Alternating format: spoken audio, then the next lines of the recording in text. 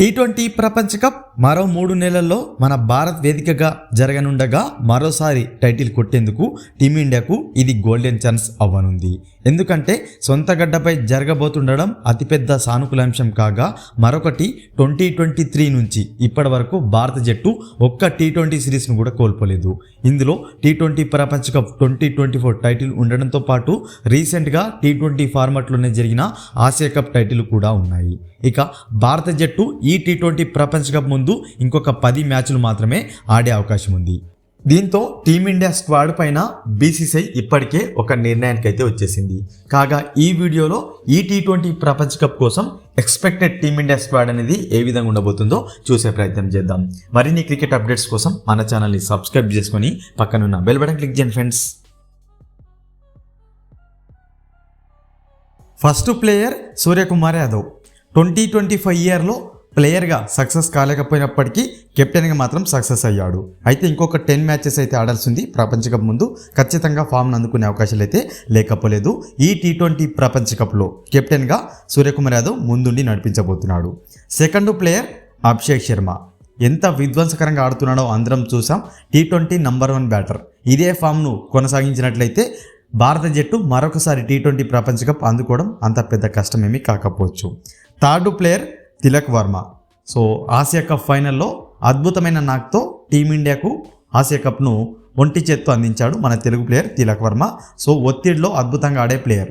So ఇతని spot కూడా 3rd నంబర్లో ఫిక్స్ అయి ఉంది. Fourth player Hardik Pandya. So injury కారణంగా కొన్ని మ్యాచెస్కి ఇటీవల దూరం అయినప్పటికీ ఇంజురీ నుంచి కోలుకుంటున్నాడు. టీ20 ప్రపంచ కప్ వరకు రెడీ అవుతాడు హార్దిక్ పాండ్యా. మెయిన్ ఆల్రౌండర్గా అయితే ఆడబోతున్నాడు హార్దిక్ పాండ్యా. Fifth player Axar Patel. చూసుకున్నట్లయితే రవీంద్ర జడేజా రిటైర్మెంట్ తర్వాత టీ20 టీంలో రెగ్యులర్ ప్లేయర్గా కొనసాగుతున్నాడు. అటు బ్యాటింగ్లో ఇటు బౌలింగ్లో అద్భుతంగా రాణిస్తున్నాడు. సో స్పిన్ ఆల్రౌండర్గా అతని యొక్క స్పాట్ అయితే ఫిక్స్ అయి ఉంది. Sixth player Bumrah.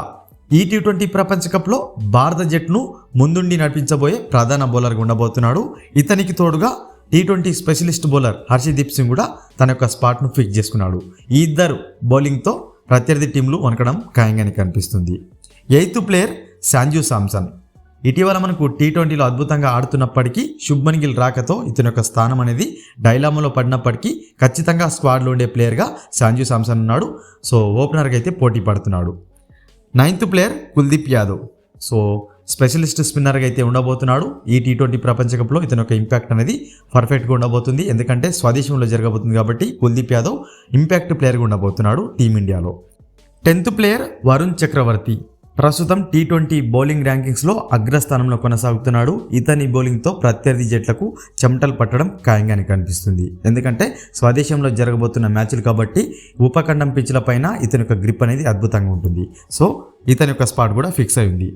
11th player Shivam Dubey. ఇటీవల టీమిండియాకు లక్కీ చామ్గా మారాడు.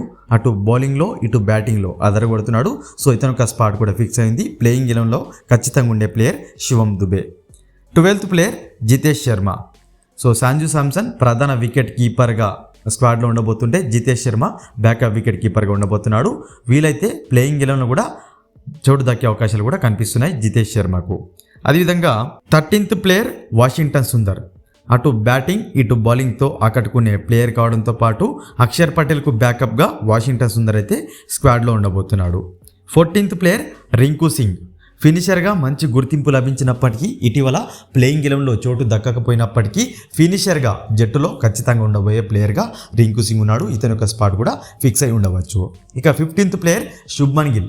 సో ఇటీవల వన్డే కెప్టెన్సీ అప్పచెప్పిన తర్వాత మనం చూసాం ఆసియా కప్లో టీ20లోకి రీఎంట్రీగా వచ్చాడు. అయినప్పటికీ ఆకట్టుకోలేకపోయాడు. సో గంభీర్ యొక్క మద్దతుతోటి జట్లో కొనసాగుతున్నాడు. ఈ ఆస్ట్రేలియా టూర్లో మనం చూసాం ఫెయిల్ అయినప్పటికీ మరికొన్ని అవకాశాలు లభించవచ్చు. ఇన్ కేసు ఇంకొక 10 మ్యాచెస్లో కనుక విఫలమైతే ఇతని యొక్క స్పాట్ అనేది కన్ఫర్మ్ కాకపోవచ్చు. ఇతనికి బదులు ఇంకొక ప్లేయర్ అయితే రావడానికి అవకాశాలు అయితే ఉండవచ్చు.